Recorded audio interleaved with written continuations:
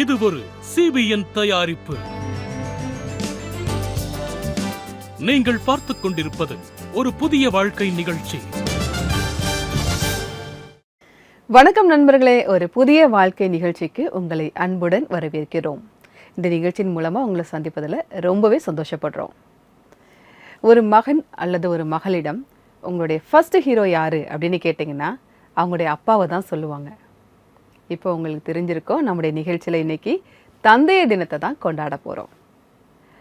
ஒரு குழந்தையெல்லாம் விளையாடும்போது அவங்க அப்பா மேலே தூக்கி போட்டு விளையாடுவார். ஆனால் அந்த குழந்தை பயப்படாது, அது சிரிக்கும். ஏன்னா அதுக்கு தெரியும் நம்ம கீழே வரும்போது நம்ம அப்பா நம்மளை பிடிச்சிக்குவாங்க அப்படின்னு அதுக்கு தெரியும். அதை சிரிக்க தான் செய்யும். ஏன்னா நம்ம ஒரு பாதுகாப்பான கையில் இருக்கோம் அப்படின்னு அந்த குழந்தைக்கு நல்லாவே தெரியும். இதே மாதிரி தான் நாமும் நம்முடைய பரலோக பிதாவின் கரத்தில் நாம் இருக்கிறோம், நம்ம பாதுகாப்பாக இருக்கிறோம். இதை தான் நம்ம இன்றைக்கான நிகழ்ச்சியில் பார்க்க போகிறோம். நிகழ்ச்சியின் ஆரம்பமாக ஒரு மேஷப் பாடல் உங்களுக்காக வந்துட்டுருக்கு, வாங்க பார்க்கலாம்.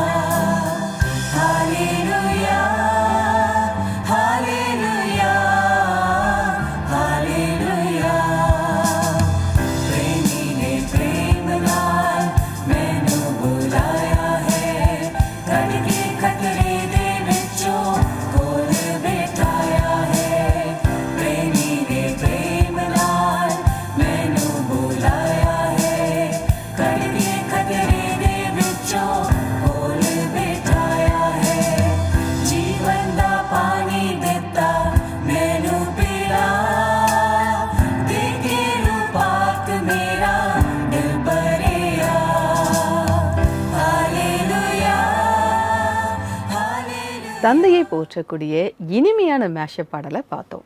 இது உங்களுக்கு ஒரு உத்வேகத்தை கொடுத்துருக்கோம் அப்படின்னு நாங்கள் நம்புகிறோம். உங்களுடைய தந்தை உங்கள் பக்கத்தில் இல்லாமல் இருக்கலாம், ரொம்ப தூரத்தில் இருக்கலாம், ஒருவேளை அவர் இறந்து கூட போயிருக்கலாம். நீங்கள் கவலைப்படாதீங்க. தேவன் நமக்கு பரமபிதாவாக இருக்கிறார். அவர் எப்பவும் நம்ம கூடவே இருக்கார். அவர் எப்பவுமே நம்மளை நேசிக்கக்கூடியவராகவே இருக்கிறார். பொதுவாக அப்பானாலே நமக்கு ரொம்ப ஸ்பெஷல். அவங்களுக்கு ஏதாவது ஒரு gift கொடுக்கணும் அப்படின்னு நம்ம விரும்புவோம். நாங்கள் அதற்கான ஒரு வாய்ப்பை தர்றோம். நீங்கள் உங்கள் தந்தைக்காக ஒரு பாடலை வழங்கலாம்.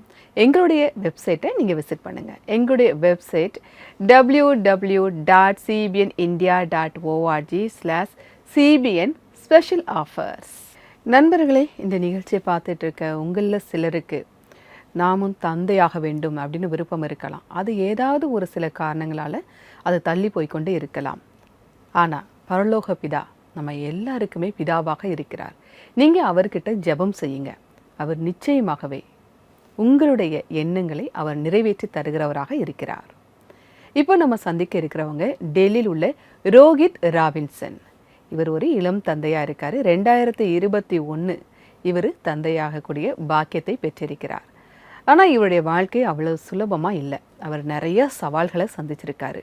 அவருடைய வாழ்க்கை இப்போ நம்ம கூட அவர் ஷேர் பண்ணிக்க போகிறாரு. வாங்க அவர் சொல்கிறத பார்க்கலாம். ஹலோ, உங்கள் எல்லாரையும் நான் ஒரு புதிய வாழ்வு நிகழ்ச்சிக்கு வரவேற்கிறேன்.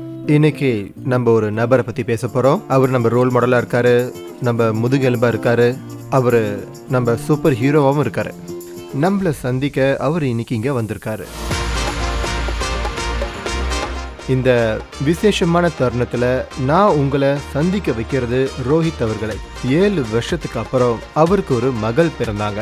சரி வாங்க, அவர் இன்னைக்கு எவ்வளவு சந்தோஷமா இருக்காருன்றதை பத்தி நம்ம தெரிஞ்சுப்போம். அவர் அதை பத்தி என்ன சொல்ல விரும்புறாருன்றதையும் பார்ப்போம். உங்க 2 பேரையும் நான் இந்த ஷோக்கு வரவேற்கிறேன்.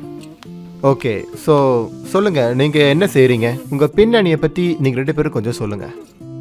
நான் ஒரு அமெரிக்கன் நிறுவனத்தில் வேலை பார்க்குறேன். ஒரு 12 வருஷமாக வேலை பார்த்துக்கிட்டு இருக்கேன். அங்கே ப்ராஜெக்ட் அனலிஸ்டாக இருக்கிறேன். சரி, நீங்கள் உங்களை பற்றி சொல்லுங்க. நான் ஒரு டீச்சர்.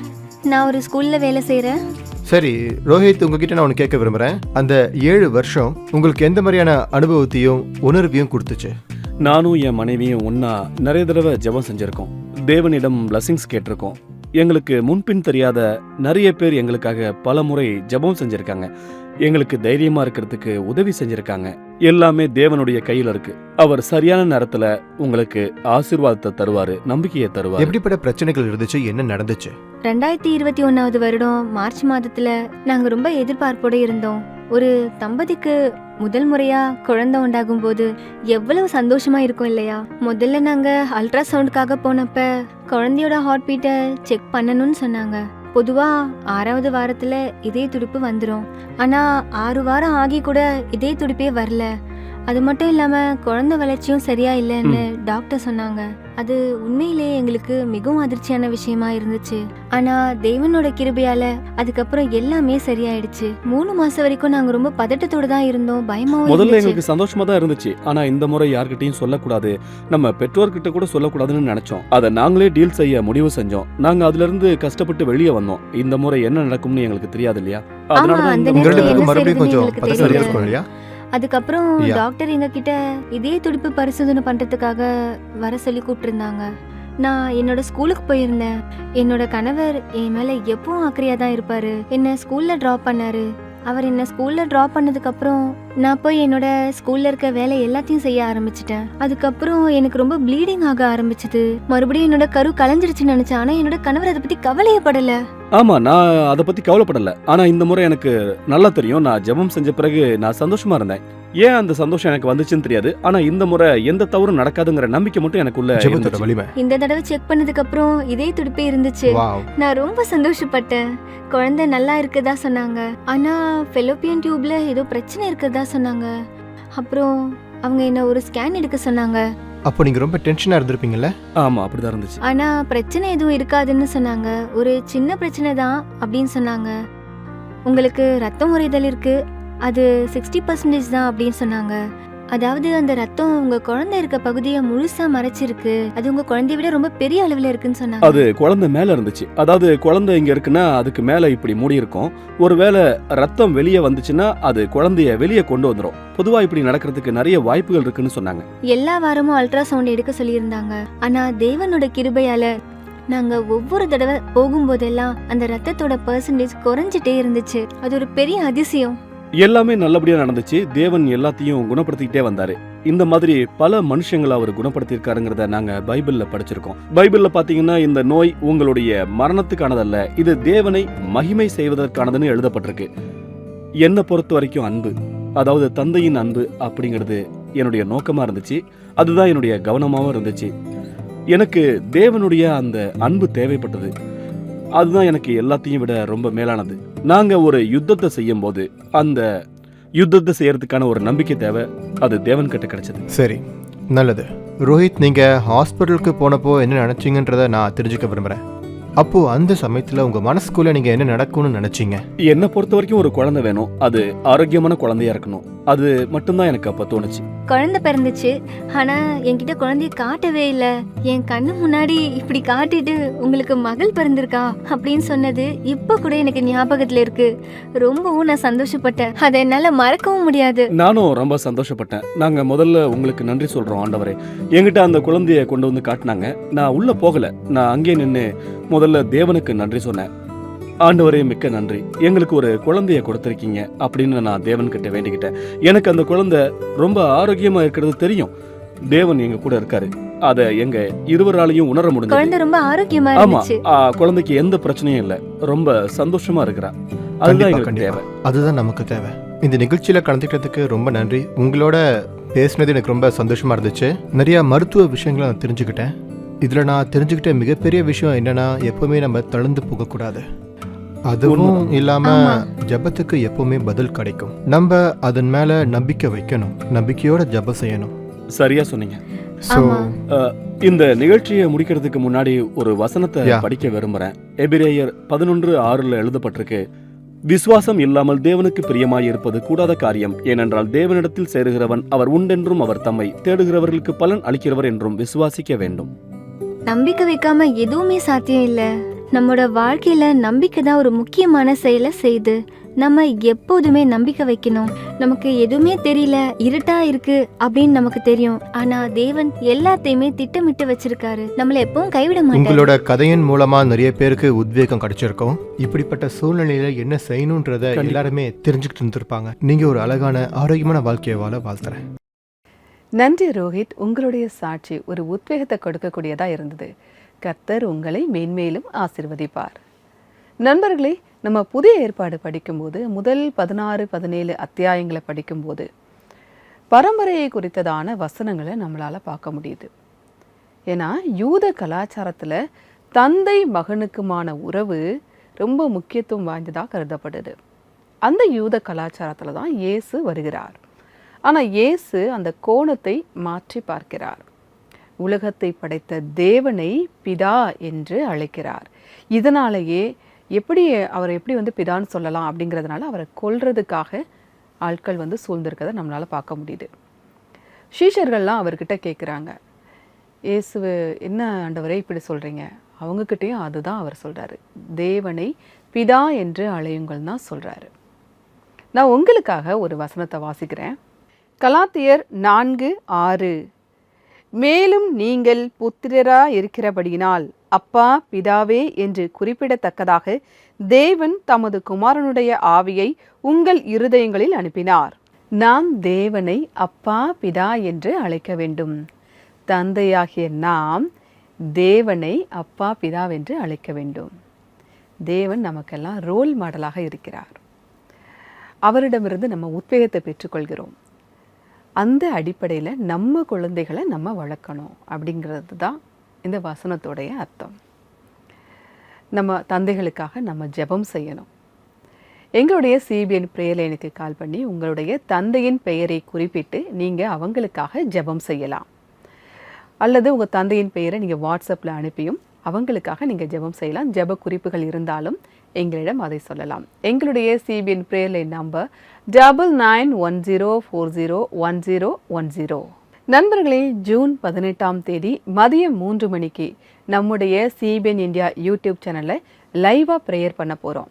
நீங்கள் உங்கள் தந்தைக்காக நேரலையில் எங்களோட இணைந்து ஜெபம் செய்யலாம். நண்பர்களே, நம்முடைய நிகழ்ச்சியில் இப்போது வருவது ஒரு சிறிய இடைவேளை. இடைவேளைக்கு பிறகு பாஸ்டர் ஹேமேந்திர சிங் மற்றும் சோஃபியா அவங்க கூட இணைந்து ஜெபிக்க போகிறோம். இடைவேளைக்கு பிறகு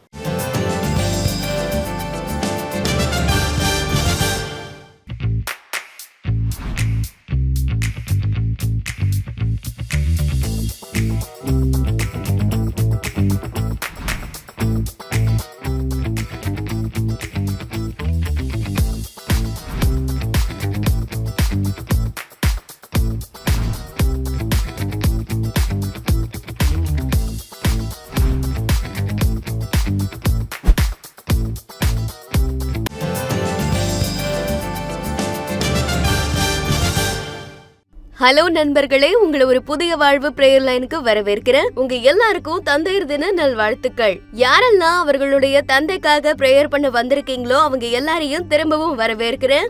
இன்னைக்கு நம்ம கூட சேர்ந்து ஜெபம் பண்ண இணைந்திருக்கிறார் பாஸ்டர் ஹேமேந்திரன் சிங் அவர்கள். Welcome pastor.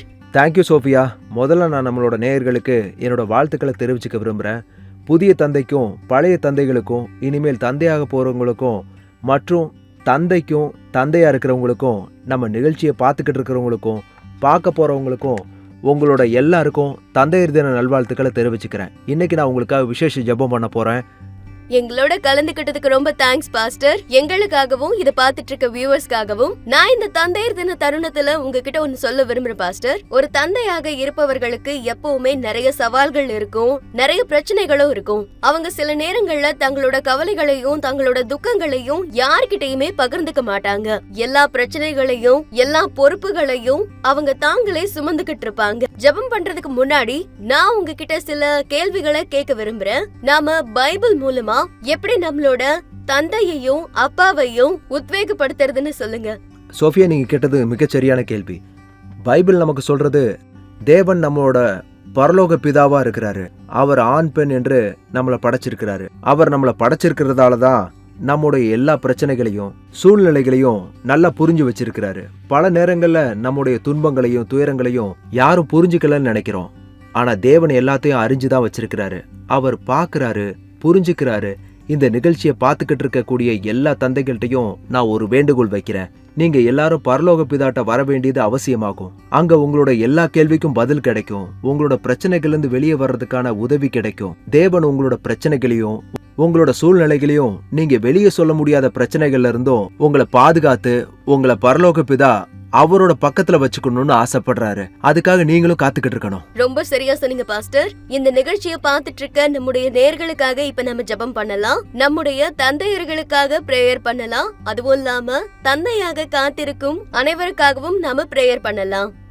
நிச்சயமா வாங்க, நாம ஜெபம் செய்வோம். நம்மளோட பரலோக பிதா கேட்கக்கூடிய தேவனாக இருக்கிறார். வாங்க ஜெபம் செய்வோம். பரலோக பிதாவை நாங்கள் மீண்டும் ஒரு முறை உங்களுக்காக நன்றி சொல்கிறோம். நீங்கள் எங்களுடைய பரலோக பிதாவாக இருக்கிறீர்கள். நீங்கள் எங்களுடைய ஒவ்வொரு பிரச்சனைகளும் நல்ல முறையில் அறிந்திருக்கிறீர்கள். நீங்கள் ஒருவேளை சரியாக புரிந்து கொள்ளாமலும் இருக்கலாம். ஆனால் நீங்கள் எங்களுடைய எல்லா சூழ்நிலைகளையும் எல்லா துக்கங்களையும் எல்லா விஷயங்களையும் அறிந்திருக்கிறீர்கள். நாங்கள் இன்று விசேஷமாக எங்களுடைய தந்தைகளுக்காக, அதாவது இந்த நிகழ்ச்சிகளை பார்த்து கொண்டிருப்பவர்களுக்காக நாங்கள் அவர்களுக்காக ஜெபம் செய்ய விரும்புகிறோம். அவர்களுடைய எப்படிப்பட்ட பிரச்சனைகள் இருந்தாலும், எந்த துயரத்தில் இருந்தாலும், எப்படிப்பட்ட சூழ்நிலையில் இருந்தாலும், எதிர்மறையான பிரச்சனைகள் இருந்தாலும், ஆண்டவராகிய இயேசு கிறிஸ்துவே அவர்கள் உங்களிடம் இன்று வந்திருக்கிறார்கள். அது மட்டுமில்லாமல் புதிதாக தந்தையாகி இருப்பவர்களுக்கு நாங்கள் ஜெபம் செய்கிறோம்.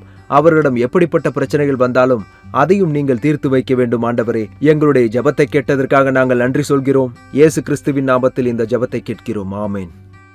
Thank you pastor. எங்களோட இணைஞ்சு எங்களுக்காக நீங்க பிரேயர் பண்ணதுக்கு. நண்பர்களே, இந்த தந்தையர் தினத்தின் இந்த தருணத்துல ஒரு புதிய வாழ்வு பிரேயர் லைன்ல ஜூன் 18ஆம் தேதி மதியம் 3 மணிக்கு CBN இந்தியா யூடியூப் சேனல்ல நேரலையில நாங்க பிரேயர் பண்ண போறோம். நீங்க ஒரு புதிய வாழ்வு பிரேயர் லைனோட இணைந்து ஜெபத்துல எப்பவுமே கலந்துக்கோங்க. நாங்க உங்களுக்காக காத்துக்கிட்டு இருப்போம். அடுத்த வாரம் திரும்பவும் சந்திக்கலாம். தொடர்ந்து இந்த நிகழ்ச்சியை பார்த்து ரசிச்சுக்கிட்டு இருங்க. Good bye and take care. ஆண்டவர் உங்களுக்கு நிறைய ஆசீர்வாதங்களை தருவாராக. நன்றி பாஸ்டர் ஹேமேந்திர சிங் மற்றும் சோஃபியா, எங்களுக்காக ரொம்ப அழகா நீங்க ஜெபம் செஞ்சீங்க. மிக்க நன்றி.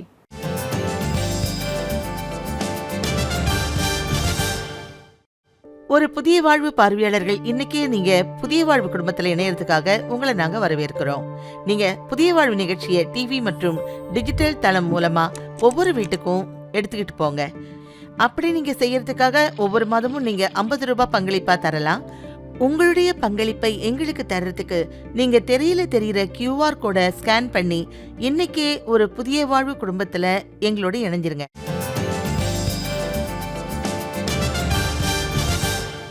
வெல்கம் பேக் நண்பர்களே. இன்றைக்கு நம்முடைய நிகழ்ச்சியில் விசேஷமாக தந்தைய தினத்தை கொண்டாடிட்டு இருக்கோம். இப்போ நம்முடைய நிகழ்ச்சியில் லடாக்ல இருந்து அஜய் தமாங் அவங்கள நம்ம சந்திக்க இருக்கோம். இவங்க நிறைய குழந்தைங்களை பராமரிக்கிறாங்க. அதுவும் தன்னுடைய குழந்தைகள் போலவே அவங்க பராமரிக்கிறாங்க. அந்த குழந்தைங்களுடைய வாழ்க்கையில் இவங்க அன்பு காட்டிட்டு இருக்காங்க. வாங்க அவங்கள பற்றி தெரிஞ்சுக்கலாம்.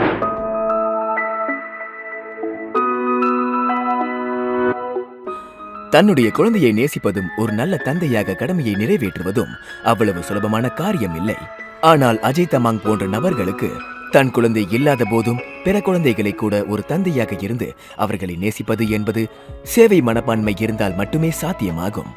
அஜய் தமாங் லடாக்கில் உள்ள ஒரு குழந்தைகள் இல்லத்தில் அவர் சுமார் 70 குழந்தைகளை ஒரு உண்மையான தந்தையைப் போல மிகவும் அன்புடனும் அக்கறையுடனும் பராமரித்து வருகிறார். லடாக் குழந்தைகள் இல்லத்திலிருந்து எனக்கு ஒரு சகோதரர் அலுவலக முறையில் கால் செஞ்சிருந்தார். அவர் என்கிட்ட, சகோதரரே, உங்களுக்கு ஊழியம் செய்கிறதுல விருப்பம் இருக்கான்னு கேட்டார். நான் அவர்கிட்ட என்னுடைய வாழ்க்கையில் ஊழியம் செய்கிறதுக்காக தான் இருக்கேன், நான் என்ன செய்யணும் நீங்கள் சொல்லுங்கன்னு நான் கேட்டேன். அவர் அதுக்கு இங்கே இருக்கக்கூடிய குழந்தைகளுடைய இல்லத்தில் குழந்தைகளை பார்த்துக்கிற ஊழியத்தை நீங்கள் செய்ய முடியுமான்னு கேட்டார். அதுக்காக நீங்கள் லடாக் வரணும்னு சொன்னார். நான் இங்கே வரதுக்கு முன்னாடி சில மாற்றங்களை செய்ய வேண்டியிருந்துச்சு. ஏன்னா நான் சண்டிகரில் ஒரு உணவு விடுதியை நடத்திக்கிட்டு இருந்தேன். அந்த உணவு விடுதி தொழிலும் ரொம்ப சிறப்பாக நடந்துட்டு இருந்துச்சு. எனக்கு அது இல்லை இது இல்லைன்னு எந்த குறையும் இல்லாமல் இருந்துச்சு. தன்னுடைய மனைவியை வேறு ஒரு மாநிலத்தில் தன்னுடைய தொழிலை கவனித்துக் கொள்ளும் பொறுப்பை ஒப்படைத்துவிடும் பிரச்சனையோடு சேர்த்து அஜய்க்கு இதற்கு முன்னால் வேறு சில பிரச்சனைகளும் இருந்தது. இரவோடு இரவாக தன் 2 குழந்தைகளை கவனித்துக் கொள்ளும் பொறுப்பில் இருந்து 70 குழந்தைகளை கவனித்துக் கொள்ளும் பொறுப்பை ஏற்றுக்கொண்டார். நான் பல முறை தேவன் கிட்ட இந்த கேள்வியை கேட்கறது உண்டு, நான் எப்படி இந்த வேலையை செய்ய முடியும்? ஆனா தேவனுடைய வசனம் எனக்கு இதை சொன்னுச்சு, பயப்படாதே, அந்த காலத்தில் தேவன் மோசேவிடம் இருந்தது போல நான் எப்படி மோசேவிடம் இருந்தேனோ அப்படி உன்னோடு இருக்கிறேன் அப்படின்னு சொன்னார். ஒரு குழந்தையின் எதிர்காலத்தை நிர்ணயிக்கும் விஷயத்தில் குழந்தைகள் இல்லத்தின் பங்கு எவ்வளவு அவசியம் என்பதை அஜய் தமாங் உணர்ந்திருந்தார். இந்த குழந்தைகள் இல்லத்தில் இருக்கக்கூடிய குழந்தைகளுக்கு நான் ஏதாவது செய்யணும், அவங்கள உருவாக்கணும் அப்படிங்கிற நோக்கம் மட்டும்தான் என்னுடைய நோக்கமா இருந்துச்சு. ஆக்சுவலி நான் 2 குழந்தைகளின் தந்தையா இருக்கிறேன். என்னுடைய குழந்தைகளை எந்த திசையில கொண்டு போகணும்னு எனக்கு நல்லா தெரியும். இன்னைக்கு என்னுடைய குழந்தைகள் நல்லா இருக்கிறாங்க, நல்ல நல்ல நிலையில இருக்கிறாங்க. எப்படி என்னுடைய குழந்தைகள் முன்னேறி இருக்கிறாங்களோ, வளர்ந்து இருக்கிறாங்களோ, எப்படி என்னுடைய குழந்தைகள் வாழ்க்கைய வாழ்ந்துகிட்டு இருக்காங்களோ, அதே மாதிரியான ஒரு வாழ்க்கைய இங்க இருக்கக்கூடிய குழந்தைகளுக்கு நான் தரணும்னு ஆசைப்பட்டேன். அவங்களுடைய எதிர்காலத்தை சிறப்பா அமைச்சுக்கணும்னு நான் விரும்புறேன். அதற்கான முயற்சி எடுத்துக்கிட்டு இருக்கேன். நன்றி அஜய் தமாங். உங்களுடைய சாட்சி பார்த்துட்டு இருக்கவங்களுக்கு ஒரு உத்வேகத்தை கொடுத்துருக்கோம் அப்படின்னு நம்புகிறோம். தந்தை இல்லாதவர்களுக்கு நீங்கள் தந்தையாக இருக்கிறீர்கள் அப்படிங்கிற வேத வசனம் எனக்கு இப்போ ஞாபகத்துக்கு வருது. நீங்கள் தந்தை இல்லாதவர்களுக்கு தந்தையாக நீங்கள் இருக்கிறீங்க. தேவன் உங்களை மென்மேலும் ஆசிர்வதிப்பார். இன்றைக்கான பைபிள் வசனம் நமக்கு என்ன சொல்லுதுன்னு பார்க்கலாம். எழுந்து புறப்பட்டு தன் தகப்பனிடத்தில் வந்தான். அவன் தூரத்தில் வரும்போதே அவனுடைய தகப்பன் அவனைக் கண்டு மனதுருகி ஓடி அவன் கழுத்தை கட்டிக்கொண்டு அவனை முத்தம் செய்தான். லூக்கா 15:20. வசனத்தை பார்த்தீங்களா? மனம் திரும்பிய குமாரன் வரும்போது அவங்க அப்பா அவனுக்காக காத்துட்டு இருக்கதும் எவ்வளவு அன்பு செலுத்துறாரு அதையும் நம்ம இந்த வசனத்தில் பார்க்குறோம். தகப்பன் அப்படி தான் இருக்கிறாங்க. நம்முடைய பரம தகப்பனும் இப்படி தான் இருக்கிறாரு. நம்ம அவர்கிட்ட வரும்போது அவர் மனதுருகி ஓடி வந்து நம்மளை கட்டி அணைத்து முத்தம் செய்ய அவர் காத்து கொண்டு இருக்கிறார். நம்ம அவர்கிட்ட போகணும். நண்பர்களே, இன்றைக்கான நிகழ்ச்சி முழுவதும் உங்களுக்கு ஆசீர்வாதமாக இருந்திருக்கும் அப்படின்னு நாங்கள் நம்புகிறோம். அதுவும் ரொம்ப ஸ்பெஷலாக தந்தைய தினத்தை நம்ம கொண்டாடிட்டு இருக்கோம். உங்கள் தந்தைக்கிட்ட நீங்கள் எவ்வளவு அன்பாக இருக்கீங்க நீங்கள் அவங்கக்கிட்ட அப்படிங்கிறத நீங்கள் அவங்கக்கிட்ட வெளிப்படுத்துங்க. உங்கள் தந்தைக்காக தேவனுக்கு நன்றி சொல்லுங்கள். எப்போவுமே அவங்கள ரொம்ப அன்பாக அரவணைப்பாக நீங்கள் பார்த்துக்கோங்க. நாங்கள் இருக்கோம்ப்பா அப்படின்னு ஒரு வார்த்தை சொல்லி பாருங்களேன். உங்கள் அப்பாவுக்கு அதோட ஒரு பெரிய சந்தோஷம் வேறு எதுவுமே இருக்காது. என் பிள்ளைங்க இப்படி சொல்கிறாங்க அப்படின்னு நினைப்பாங்க. குழந்தை இல்லாதவங்களாக இருந்தால் கூட நீங்கள் அவங்களுக்கு வயதானவங்களுக்கு சப்போர்ட்டிவாக இருங்க, தந்தையாக இருங்க. நம்ம எல்லாருக்குமே பரமபிதா இருக்கிறாரு. அவர் நம்மளை அரவணைத்துக் கொள்கிறார். அதை ஞாபகம் வச்சுக்கோங்க. நண்பர்களே, நிகழ்ச்சியோட நிறைவு பகுதிக்கு வந்துட்டோம். நான் வேறொரு எபிசோடில் உங்களை சந்திக்கிறேன். அதுவரை கர்த்தருடைய கிருபை உங்கள் அனைவருடன் கூட இருப்பதாக. God bless you.